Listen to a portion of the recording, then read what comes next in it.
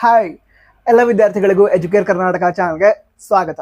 Second PUC exam ಮುಂದಿನ ಕೆಲವೇ ದಿನಗಳಲ್ಲಿ ಸ್ಟಾರ್ಟ್ ಆಗುತ್ತೆ. ನಂತರ ನಿಮ್ಮಲ್ಲಿ ಹೆಚ್ಚಿನ ವಿದ್ಯಾರ್ಥಿಗಳಿಗೆ ಈ ಎಕ್ಸಾಮ್ಗೆ ಸಂಬಂಧಿಸಿದಂತೆ ಭಯ ಇರಬಹುದು. ಅಂದ್ರೆ ಎಕ್ಸಾಮ್ ಹೇಗಾಗುತ್ತೆ ಅನ್ನೋ ರೀತಿ ಟೆನ್ಷನ್ ಇರುತ್ತೆ. ನಂತರ ಸ್ಟ್ರೆಸ್ ಫೀಲ್ ಮಾಡ್ತಾ ಕೂಡ ಇರ್ಬೋದು ಕೆಲವು ವಿದ್ಯಾರ್ಥಿಗಳು. ಅಂದ್ರೆ ಕೆಲವು ವಿದ್ಯಾರ್ಥಿಗಳು ಏನು ಮೆಸೇಜ್ ಮಾಡಿದ್ರು, ಅವರಿಂದ ಕೂಡ ಗೊತ್ತಾಯ್ತು ನನಗೆ ಟೆನ್ಷನ್ ಅಲ್ಲಿ ಇದ್ದಾರೆ ಅಂತ. ಈ ವಿಡಿಯೋ ಮಾಡೋ ಉದ್ದೇಶ ಕೂಡ ಅದೇ, ನೀವೇನು ಸ್ಟ್ರೆಸ್ ಫೀಲ್ ಮಾಡ್ತಿದ್ದೀರಾ, ಟೆನ್ಷನ್ ಏನು ಫೀಲ್ ಮಾಡ್ತಿದ್ರೆ ಅದು ಕಡಿಮೆ ಆಗಲಿ ಅಂತ. ಅದಕ್ಕೋಸ್ಕರ ಈ ವಿಡಿಯೋದಲ್ಲಿ ನಿಮಗೆ ಕೆಲವು ವಿಷಯಗಳನ್ನ ಹೇಳ್ತಾ ಇದ್ದೀನಿ.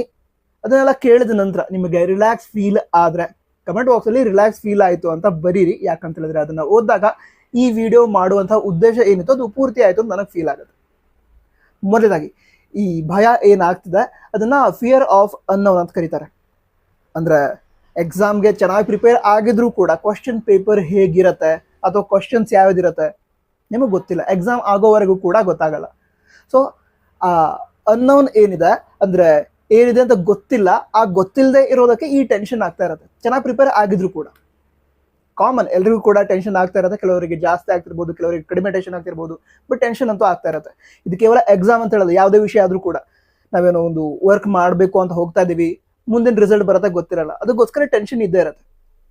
ಟೆನ್ಷನ್ ಓಕೆ, ಸ್ವಲ್ಪ ಟೆನ್ಷನ್ ಕೂಡ ಇರಬೇಕು. ಯಾಕಂತ ಹೇಳಿದ್ರೆ ಎಕ್ಸಾಮ್ ಪ್ರಿಪ್ರೇಷನ್ಗೆ ಆ ಟೆನ್ಷನ್ ಮೋಟಿವೇಟ್ ಕೂಡ ಮಾಡುತ್ತೆ. ಬಟ್ ಅದೇ ಟೆನ್ಷನ್ ಇಂದ ನೀವು ಓದೋದಕ್ಕೆ ಆಗದೆ ಇದ್ರೆ ಆವಾಗ ಪ್ರಾಬ್ಲಮ್ ಆಗುತ್ತೆ. ಅಂದ್ರೆ ಕೆಲವು ಸ್ಟೂಡೆಂಟ್ಸ್ ಏನ್ ಮಾಡ್ತಾರೆ, ಈ ಟೆನ್ಷನ್ ಇಂದ ನಾನೇನು ಓದಲಿ ಏನು ಬಿಡ್ಲಿ ಅದು ಗೊತ್ತಾಗಲ್ಲ. ಅದಂತರ ತುಂಬಾ ಸ್ಟೂಡೆಂಟ್ಸ್ ಎಕ್ಸಾಮ್ ಹಾಲ್ ಅಲ್ಲಿ ನಾವು ಓದಿರೋದು ಮರ್ತು ಹೋಗ್ಬಿಡ್ತು. ನನಗೆ ಎಕ್ಸಾಮ್ ಹಾಲಿಂದ ಹೊರಗಡೆ ಬಂದ್ರು ಕೂಡ ನೆನಪಿದೆ, ಬಟ್ ಎಕ್ಸಾಮ್ ಹಾಲಲ್ಲಿ ಇರ್ಬೇಕಾದ್ರೆ ಮರ್ತು ಹೋಯ್ತು. ಇದ್ರ ಮೀನಿಂಗ್ ಏನು? ಟೆನ್ಷನ್ ಇಂದಾನೆ ನಿಮ್ಗೆ ನೆನಪಾಗಿಲ್ಲ ಅಂತ ಅರ್ಥ. ಸೊ ಈ ಟೆನ್ಷನ್ ಏನಿದೆ ಅದನ್ನ ಕಂಟ್ರೋಲ್ ಮಾಡೋದು ಅಥವಾ ಅದನ್ನ ಫೇಸ್ ಮಾಡೋದು ತುಂಬಾ ಇಂಪಾರ್ಟೆಂಟ್. ಯಾಕಂತ ಹೇಳಿದ್ರೆ ನಮ್ಮ ಮೈಂಡ್ ಏನಿದೆ ಅದು ಎಷ್ಟು ರಿಲ್ಯಾಕ್ಸ್ ಆಗಿರುತ್ತೆ ಅಷ್ಟು ಎಫಿಷಿಯೆಂಟ್ ಆಗಿ ವರ್ಕ್ ಮಾಡುತ್ತೆ. ಸೊ ನಿಮ್ಮ ಮೈಂಡ್ ಎಫಿಷಿಯೆಂಟ್ ಆಗಿ ವರ್ಕ್ ಮಾಡಬೇಕು ಅಂತ ಹೇಳಿದ್ರೆ ಅದು ಬೇಕಿದ್ರೆ ಪ್ರಿಪ್ರೇಷನ್ಗೋಸ್ಕರ ಆಗಿರ್ಲಿ ಅಥವಾ ಎಕ್ಸಾಮ್ ಬರಿಬೇಕಾದ್ರೂ ಆಗಿರ್ಲಿ, ಮೈಂಡ್ ಎಫಿಷಿಯೆಂಟ್ ಆಗಿ ವರ್ಕ್ ಮಾಡಬೇಕು ಅಂತ ಹೇಳಿದ್ರೆ ರಿಲ್ಯಾಕ್ಸ್ ಆಗಿರ್ಬೇಕು. ಅದಕ್ಕೋಸ್ಕರ ಈಗ ಕೆಲವು ವಿಷಯಗಳನ್ನ ನಿಮ್ಗೆ ಹೇಳ್ತಾ ಇದ್ದೀನಿ. ನಿಮ್ಗೆ ಈಗ ಟೆನ್ಷನ್ ಆಗ್ತಾ ಇದೆ, ಬಟ್ ಈಗ ಒಂದು ಕೆಲವು ಫ್ಯಾಕ್ಟ್ಸ್ ಅನ್ನ ನೋಡಿ. ನೀವು ಈ ವರ್ಷ ಪೂರ್ತಿ ಏನನ್ನ ಓದಿದಿರಾ ಅದೇ ಸಿಲೆಬಸ್ ಇಂದ ಕ್ವಶನ್ ಪೇಪರ್ ಪ್ರಿಪೇರ್ ಮಾಡ್ತಾರೆ. ಅದಂತರ ಈಗ ನೋಡಿ, ಪ್ರಿಪರೇಟರಿ ಎಕ್ಸಾಮ್ ಬರೆದ್ರಾ, ಪ್ರಿಪರೇಟರಿ ಎಕ್ಸಾಮ್ ಅಲ್ಲಿ ಬಂದಿರುವಂತಹ ಕ್ವಶನ್ಸ್ ಅನ್ನ ಸಾಲ್ವ್ ಮಾಡಿದಿರಿ ನೀವು. ನಂತರ ಪ್ರಿಪರೇಟರಿ ಎಕ್ಸಾಮ್ ಅಲ್ಲೂ ಕೂಡ ನೀವು ಈ ಹಿಂದೆ first test, mid term exam ಹಾಗೆ ಸೆಕೆಂಡ್ ಟೆಸ್ಟ್, ಆ ಎಕ್ಸಾಮ್ಗಳಲ್ಲಿ ಬಂದಿರುವಂತಹ ಹಲವಾರು ಕ್ವಶನ್ಸ್ ಪ್ರಿಪರೇಟರಿ ಎಕ್ಸಾಮ್ ಅಲ್ಲೂ ಬಂದಿತ್ತು. ಹೌದಾ ಅಲ್ವಾ? ಇದನ್ನ ಕಮೆಂಟ್ ಹೋಗುತ್ತೆ. ಓಕೆ, ಪ್ರಿಪರೇಟರಿ ಎಕ್ಸಾಮ್ ಕೂಡ ಬಂದಿತ್ತು.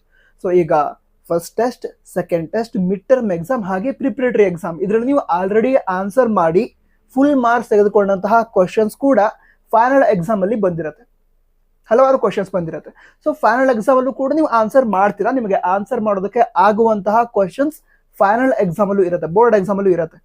ನೀವೀಗ ನಿಮ್ಮ ಪ್ರಿಪರೇಷನ್ ಏನಿದೆ ಅದಕ್ಕೋಸ್ಕರ 100% ಸಿಲೆಬಸ್ ಅನ್ನ ಕವರ್ ಮಾಡಿದ್ರೆ, ಆಲ್ರೆಡಿ ಕವರ್ ಆಗಿದೆ 100% ಸಿಲೆಬಸ್, ಆ ಟೈಮಲ್ಲಿ ಎಕ್ಸಾಮ್ ಅಲ್ಲಿ ಬರುವಂತಹ ಹೆಚ್ಚಿನ ಕ್ವಶನ್ಗಳನ್ನ ಅಥವಾ ಎಲ್ಲಾ ಮ್ಯಾಂಡೇಟರಿ ಕ್ವಶನ್ಸ್ ನಿಮಗೆ ಆನ್ಸರ್ ಮಾಡೋದಕ್ಕಾಗತ್ತೆ. ಫುಲ್ ಮಾರ್ಕ್ಸ್ ಸ್ಕೋರ್ ಮಾಡೋವಷ್ಟು ನೀವು ಪ್ರಿಪರೇಷನ್ ಮಾಡಾಗಿದೆ, ಫುಲ್ ಮಾರ್ಕ್ಸ್ ಸ್ಕೋರ್ ಕೂಡ ಆಗುತ್ತೆ. ಅಕಸ್ಮಾತ್ ಯಾವುದೋ ಒಂದು ಕೆಲವು ಕ್ವಶನ್ಸ್ ಟ್ವಿಸ್ಟ್ ಮಾಡಿ ಕೇಳ್ಬಿಟ್ರು ಅಂತಂದ್ರೆ 1 or 2 ಮಾರ್ಕ್ಸ್ ಕಟ್ ಆಗ್ಬಹುದು.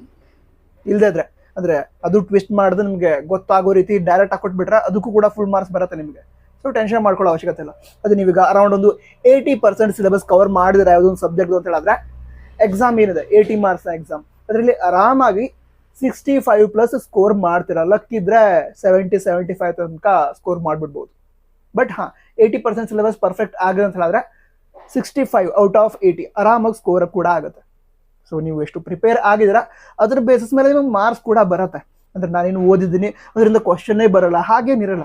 ಸಿಲೆಬಸ್ ನೀವು ಓದಿರೋ ಸಿಲೆಬಸ್ಸೇ ಆಗಿರುತ್ತೆ, ಅದರಿಂದಾನೇ ಕ್ವಶನ್ ಪೇಪರ್ ತೆಗೆಯೋದ್ರಿಂದ ನೀವು ಓದಿರೋದ್ರಿಂದ ಕೂಡ ಕ್ವಶನ್ಸ್ ಬಂದೇ ಬರುತ್ತೆ. ಅದಂತರ ಯಾವ್ಯಾವ ವಿದ್ಯಾರ್ಥಿಗಳಿಗೆ ಎಕ್ಸಾಮ್ ಹಾಲ್ ಅಲ್ಲಿ ಮರ್ತು ಹೋಗುತ್ತೆ, ಓದಿದ್ದೀನಿ ಎಕ್ಸಾಮ್ ಹಾಲ್ ಅಲ್ಲಿ ಎಂಟರ್ ಆದ ನಂತರ ಮರ್ತು ಹೋಗುತ್ತೆ, ಅದರ ನಂತರ ಎಕ್ಸಾಮ್ ಅಲ್ಲಿ ಹೊರಗಡೆ ಬಂದು 1 hour ಆದ್ಮೇಲೆ ನೆನಪಾಗುತ್ತೆ ನನಗೆ. ಯೂಸ್ ಏನು? ಯೂಸ್ ಇಲ್ಲ. ಯೂಸ್ ಆಗ್ಬೇಕು ಅಂತ ಹೇಳಿದ್ರೆ ಎಕ್ಸಾಮ್ ಹಾಲಲ್ಲಿ ಕೂಡ ನೆನಪಾಗಬೇಕು ಅಂತ ಹೇಳಿದ್ರೆ ನಿಮ್ಮ ಮೈಂಡ್ ಅನ್ನು ನೀವು ರಿಲ್ಯಾಕ್ಸ್ ಆಗಿ ಇಟ್ಕೋಬೇಕು. ಇದಕ್ಕೋಸ್ಕರ ನೀವು ಮಾಡಬೇಕಾಗಿರುವಂತಹ ಮೊದಲನೇ ಕೆಲಸ ಏನಂತ ಹೇಳಿದ್ರೆ ಎಕ್ಸಾಮ್ ಹಾಲಿಗೆ ಎಂಟರ್ ಆಗ್ತಿರಲ್ವಾ, ಎಂಟರ್ ಆದ ನಂತರ ನಿಮಗೆ ಕ್ವಶನ್ ಪೇಪರ್ ಕೊಡ್ತಾರೆ. ಕ್ವಶನ್ ಪೇಪರ್ ಕೊಟ್ಟಾಗ ಕ್ವಶನ್ಗಳನ್ನ ಮಿನಿಮಮ್ 2 ರಿಂದ 3 ಬಾರಿ ಓದ್ಕೊಳ್ಳಿ. ಕ್ವಶನ್ ಪೇಪರ್ ಓದೋದಕ್ಕೆ ಅಂತಾನೆ 15 ಮಿನಿಟ್ಸ್ ಕೊಡ್ತಾರೆ. ಆ 15 ಮಿನಿಟ್ಸ್ ಅಲ್ಲಿ ಕ್ವಶನ್ಸ್ ಅನ್ನ ಕರೆಕ್ಟ್ ಆಗಿ ಓದಿ, ಕ್ವಶನ್ ನ ಪೂರ್ತಿಯಾಗಿ ಓದಿ. ಓಕೆ, ಆ ಕ್ವಶನ್ ಓದ್ತಾ ಇರಬೇಕಾದ್ರೇನೆ ಅದರಲ್ಲಿ ಯಾವ್ಯಾವ ಕ್ವಶನ್ಗಳಿಗೆ ನಿಮ್ಗೆ ಆನ್ಸರ್ ಮಾಡೋದಕ್ಕೆ ಬರುತ್ತೆ, ಎಷ್ಟು ಕ್ವಶನ್ಗಳಿಗೆ ಆನ್ಸರ್ ಮಾಡೋದಕ್ಕೆ ಬರುತ್ತೆ ನಿಮ್ಗೆ ಗೊತ್ತಾಗ್ತಾ ಹೋಗುತ್ತೆ. ಸೊ ಈಗ ನೀವು ಆಲ್ರೆಡಿ ಓದಂಥ ಕಾನ್ಸೆಪ್ಟ್ಗಳಿಂದ ಕ್ವಶನ್ ಬಂದ ಅಂತ ಹೇಳಿದಾಗ ಮೈಂಡ್ ರಿಲ್ಯಾಕ್ಸ್ ಆಗಿಬಿಡುತ್ತೆ. ಹಾಂ, ನನಗೆ ಆನ್ಸರ್ ಮಾಡೋದಕ್ಕೆ ಬರುತ್ತೆ ಆ ರೀತಿ ಅನ್ಸುತ್ತೆ. ಅದಂತರ ಈಗ 2-3 ಬಾರಿ ಓದಿಂದು ಯಾಕೆ ಹೇಳಿದೆ ಅಂತ ಹೇಳಿದ್ರೆ, ಕೆಲವೊಂದು ಕ್ವಶನ್ ಮೊದಲೇ ಬಾರಿ ಓದಿದಾಗಲೇ ಅರ್ಥ ಆಗಲ್ಲ. ಅಂದರೆ ಈ ಕ್ವಶನ್ ನಾನು ಓದಿದಿನ ನಿಮ್ಗೆ ನೆನಪಾಗಲ್ಲ, ಬಟ್ 2ನೇ ಟೈಮ್ ಓದಿದಾಗ ಅದೇ ಕ್ವಶನ್, ಹಾಂ ಇದು ಈ ಕಾನ್ಸೆಪ್ಟ್ ಅಲ್ವಾ, ನಾನು ಇದನ್ನು ಓದಿದ್ದೀನಿ, ಕ್ವಶನ್ ಬೇರೆ ರೀತಿ ಕೊಟ್ಟಿದ್ದಾರೆ ಅಂತ ಗೊತ್ತಾಗುತ್ತೆ. ಅದಕ್ಕೋಸ್ಕರನೇ ಕ್ವಶನ್ 2-3 ಬಾರಿ ಓದಿದಾಗ ನಿಮಗೆ ಯಾವ್ಯಾವ ಕ್ವಶನ್ಗಳಿಗೆ ಆನ್ಸರ್ ಮಾಡೋದಕ್ಕೆ ಬರುತ್ತೆ, ಎಷ್ಟು ಮಾರ್ಕ್ಸ್ ಬರುತ್ತೆ ಅನ್ನೋದು ಐಡಿಯಾ ಬರುತ್ತೆ. ಸೊ ನೀವು ಚೆನ್ನಾಗಿ ಓದಿದ್ರೆ 2-3 ಬಾರಿ ಓದಿದಾಗ ನೀವು ಓದಿದಂತಹ ಕಾನ್ಸೆಪ್ಟ್ಗಳಿಂದ ಬಹಳ ಕ್ವಶನ್ ಬಂದಿದ್ದಾವೆ, ಆನ್ಸರ್ ಮಾಡೋದಕ್ಕಾಗತ್ತೆ ಅಂತ ಗೊತ್ತಾದಾಗ ಮೈಂಡ್ ರಿಲ್ಯಾಕ್ಸ್ ಆಗುತ್ತೆ. ಅದಕ್ಕೋಸ್ಕರ ಕ್ವಶನ್ಸನ್ನು 2-3 ಬಾರಿ ಓದಿ. ಅದಂತರ ಈಗ ಆನ್ಸರ್ ಮಾಡಬೇಕಾದ್ರೆ ಯಾವುದೋ ಒಂದು ಸ್ಟೆಪ್ ಅಲ್ಲಿ ಸ್ಟ್ರಕ್ ಆಗಿಬಿಡ್ತು, ಮುಂದೆ ನೆನಪಾಗ್ತಾ ಇಲ್ಲ, ಆವಾಗ ಟೆನ್ಷನ್ ಮಾಡ್ಕೊಳ್ಳೋ ಅವಶ್ಯಕತೆ ಇಲ್ಲ. ನೀವು ಆ ಒಂದು ಪರ್ಟಿಕ್ಯುಲರ್ ಕ್ವಶನ್ಗೆ ಆನ್ಸರ್ಲಿ ಯಾವ್ಯಾವ ಪಾಯಿಂಟ್ಸನ್ನ ಬರ್ತಿದ್ದೀರಾ ಅದಕ್ಕೆ ಅನುಗುಣವಾಗಿ ಮಾರ್ಕ್ಸ್ ನಿಮ್ಗೆ ಕೊಟ್ಟೆ ಕೊಡ್ತಾರೆ. ಅಂದ್ರೆ ಈಗ ಎಕ್ಸಾಂಪಲ್ 5 ಮಾರ್ಕ್ಸ್ ಕ್ವಶನ್ ಇದೆ, ಅದನ್ನ ನೀವು ಅದ್ರ ಆನ್ಸರ್ ಮಾಡೋದಕ್ಕೆ ಟ್ರೈ ಮಾಡಿದ್ರೆ ಫುಲ್ ಆನ್ಸರ್ ಮಾಡೋದಕ್ಕಾಗಿಲ್ಲ, ಅವಾಗ 5 ಮಾರ್ಕ್ಸ್ ಕೊಡೋದಕ್ಕೆ ಆಗದಿದ್ರು ಕೂಡ 3 ಮಾರ್ಕ್ಸ್ ಕೊಡೋ ರೀತಿ ಇದ್ರೆ ನಿಮ್ಗೆ 3 ಮಾರ್ಕ್ಸ್ ಕೊಡ್ತಾರೆ. ಹಾಗಾದ್ರೆ ಮತ್ತೊಂದು ವಿಷಯ ಕೂಡ ನಿಮ್ಗೆ ಗೊತ್ತಿರಲಿ, ಯಾಕಂದ್ರೆ ಎಕ್ಸಾಮ್ ಆದ್ಮೇಲೆ ಕ್ವಶನ್ಸ್ ಕೇಳ್ತಾರೆ ವಿದ್ಯಾರ್ಥಿಗಳು. ನಾವೀಗ ಓನ್ ಸೆಂಟೆನ್ಸ್ ಅಲ್ಲಿ ಸ್ವಂತ ವಾಕ್ಯದಲ್ಲಿ ಬರೆದ್ರೆ ಮಾರ್ಕ್ಸ್ ಕೊಡ್ತಾರಾ ಅಂತ ಕೇಳ್ತಾ ಇದ್ರು, ಕೊಡ್ತಾರೆ. ನೀವು ಸ್ವಂತ ವಾಕ್ಯದಲ್ಲಿ ಬರೆದ್ರು ಕೂಡ ಮೀನಿಂಗ್ ಕರೆಕ್ಟ್ ಇದ್ರೆ, ಅರ್ಥ ಕರೆಕ್ಟ್ ಆಗಿ ಬರ್ತಾ ಇದ್ರೆ ಮಾರ್ಕ್ಸ್ ಕೊಡ್ತಾರೆ. ಅದಕ್ಕೋಸ್ಕರ ಈಗ ಯಾವುದೋ ಒಂದು ಸ್ಟೆಪ್ ಅಲ್ಲಿ ನಿಮ್ಗೆ ಸ್ಟ್ರಕ್ ಆಯ್ತು, ಮುಂದೆ ನೆನಪಾಗ್ತಾ ಇಲ್ಲ, ಆವಾಗ ನಿಮಗೆ ಸ್ವಂತ ವಾಕ್ಯದಲ್ಲಿ ಬರೆಯೋದಕ್ಕೆ ಆದ್ರೆ ಕಂಟಿನ್ಯೂ ಮಾಡಿ, ನಿಮ್ಮದೇ ವಾಕ್ಯದಲ್ಲಿ ಆನ್ಸರ್ನ ಬರೀರಿ, ಕರೆಕ್ಟ್ ಆಗಿ ಇದ್ರೆ ಮಾರ್ಕ್ಸ್ ಸಿಗತ್ತೆ.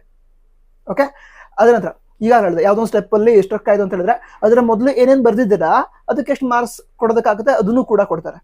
ಅದಂತರ ಈಗ 2 ಮಾರ್ಕ್ಸ್ ಆಯ್ತು, 3 ಮಾರ್ಕ್ಸ್ ಆಯ್ತು, ಅಥವಾ ಲಾಂಗ್ ಆನ್ಸರ್ಸ್ ಆಯ್ತು, ಇದಕ್ಕೆ ಸಂಬಂಧ ಆಪ್ಷನ್ಸ್ ಕೂಡ ಇರುತ್ತೆ.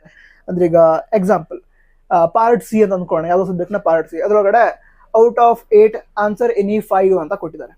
ಸೊ ಯಾವುದೊಂದು ಕ್ವಶನ್ ಆನ್ಸರ್ ಬರೀತಿದ್ದೀರಾ, ಅದಕ್ಕೆ ಆನ್ಸರ್ ನೆನಪಾಗಲ್ಲ ಪೂರ್ತಿಯಾಗಿ, ಆ ಟೈಮಲ್ಲಿ ಆಪ್ಷನ್ ಬೇರೆ ಯಾವುದಾದ್ರು ಕ್ವಶನ್ಗೆ ಆನ್ಸರ್ ಮಾಡೋದಕ್ಕಾಗತ್ತಾ ಚೆಕ್ ಮಾಡಿ ಅದಕ್ಕೆ ಆನ್ಸರ್ ಮಾಡಿ.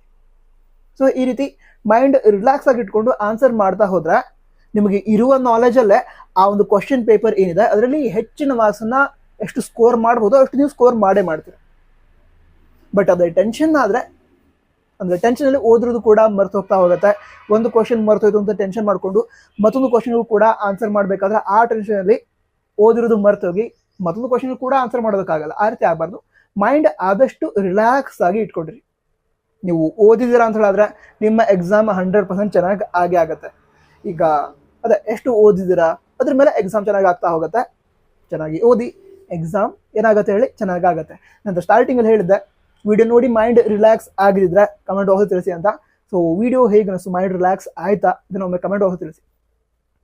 ಆಲ್ ದಿ ಬೆಸ್ಟ್, ಎಕ್ಸಾಮ್ ಚೆನ್ನಾಗಾಗತ್ತೆ. ಜೈ ಹಿಂದ್, ವಂದೇ ಮಾತರಂ.